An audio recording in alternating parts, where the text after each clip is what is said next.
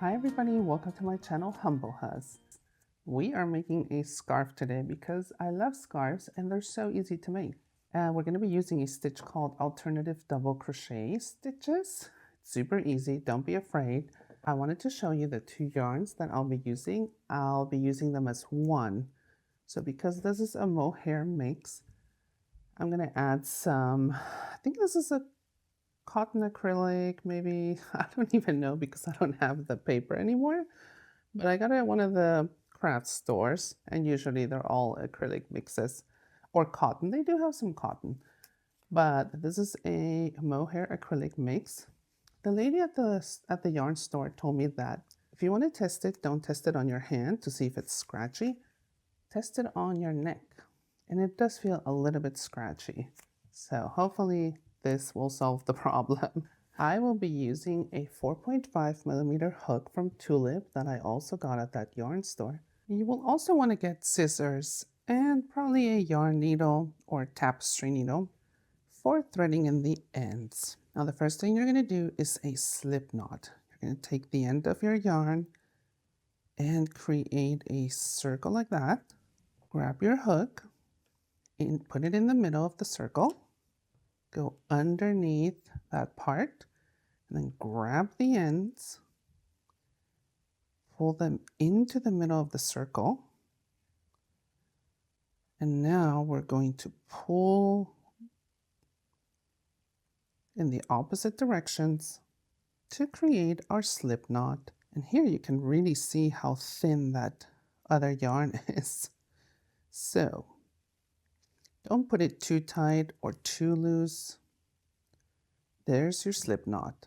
Our next step is to do some chains. Those are very easy. You simply yarn over and pull through the loop that was on your hook. Again, let me show you the chains. Yarn over, pull through the loop that was on your hook.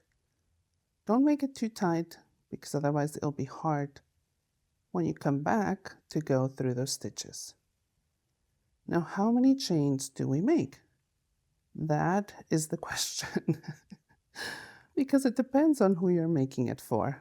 Now, scarves are quite forgiving, which is a good thing, but I like to make them so since we're doing it long and then we'll close it up and join the two ends, I will be aiming for anywhere between 18 and 20 inches.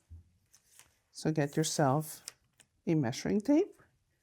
Now, if you're doing it for a child, you probably want to go with maybe 15 inches or so, or maybe even smaller. It just really depends on what size you're making it for. So obviously when I close it up, that'll be how wide it is. All right, now to get on to row number 1, to whatever amount of chains that you made, I will add 3 more chains, which will act as one of our first stitches.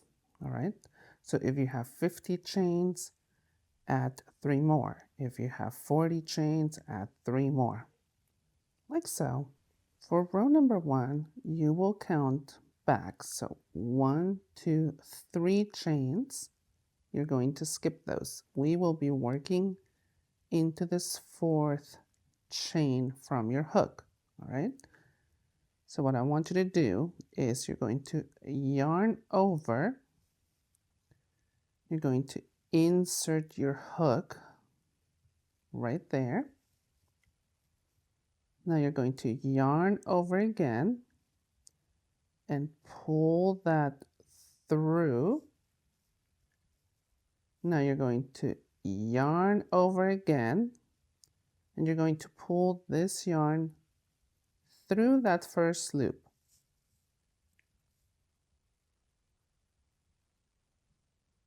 Do you see that? Now we will yarn over again and draw this loop basically, or this yarn, through all 3 loops that were on our hook. Well, it's not always so easy.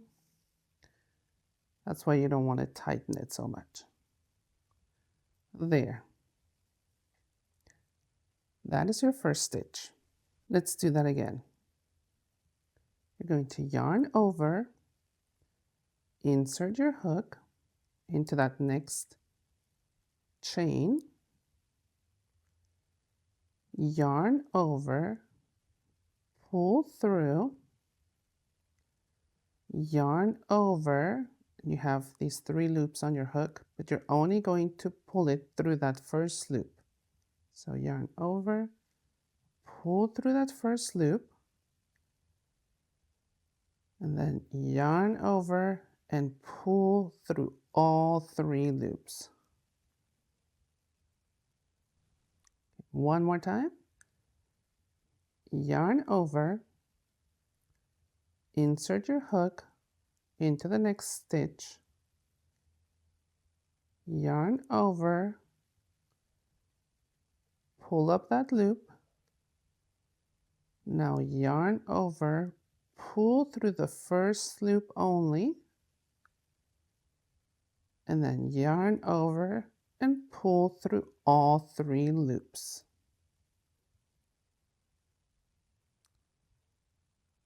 Nice. Now you want to continue all the way until you get to the other side, and I will show you how to turn around for you to continue your scarf. I'm reaching the end of row number 1. There's my last stitch, so let's do that. Going in there, doing the usual steps you've been doing, like so. I'm going to pull on this just to make it tighter. Now we're going to chain 3. So every time you get to the end of a row, you're going to chain 3 and turn your work. It's going to look like this. So this is going to act as your first stitch, and you will be working into the following stitch right there. So not in here, you'll be working in there through those 2 loops. All right, so you do the usual, yarn over, insert your hook through those 2 loops. So you can see, yarn over, pull through, yarn over, pull through the first loop, and then yarn over and pull through all 3 loops. And this will be row number 2. And you're going to repeat that all the way to the end and through all your other rows as well until you reach the height that you want. I will meet you once you have reached, like I said, the height that you want, so that I can show you how to join the 2 ends. And remember that depending on the yarn that you're using, usually, so if it looks a little bit too small, or if you put it together and you try to put it over your head, they will stretch out. So don't make them too big unless you want them very loose around your neckline.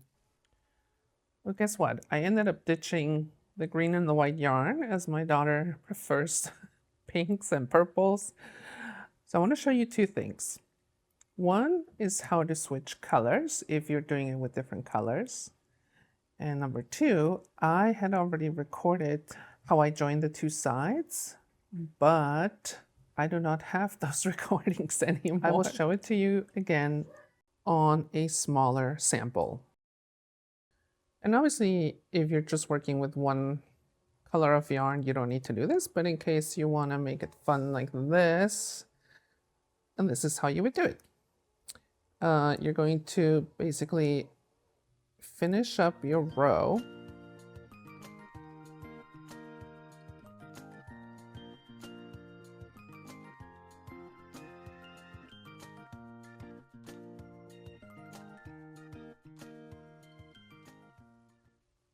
Here's that loop. You're going to grab the new yarn and kind of hold like a little loop You're going to pull that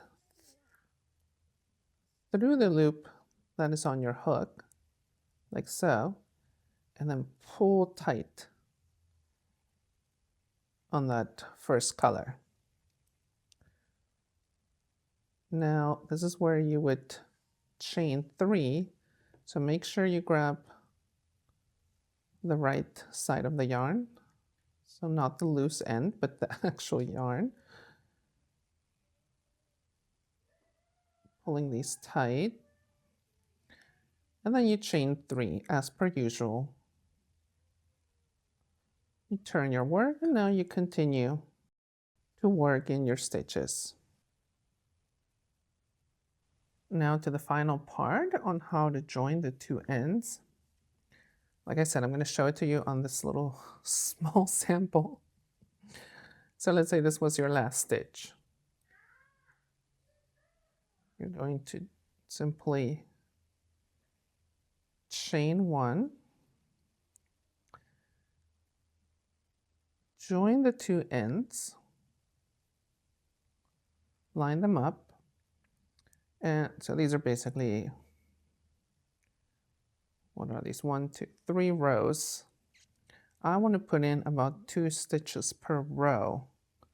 So what you're going to do is, actually I'm going to join it on this side, so I can start here. I'm going to simply go in, see if you find an opening. You could do it here, but then it will look a little bit pulled if you just go through that empty space. Oh, it's not working today. Okay, there. So there's 1, and then on the opposite side, do the same, and simply do a single crochet.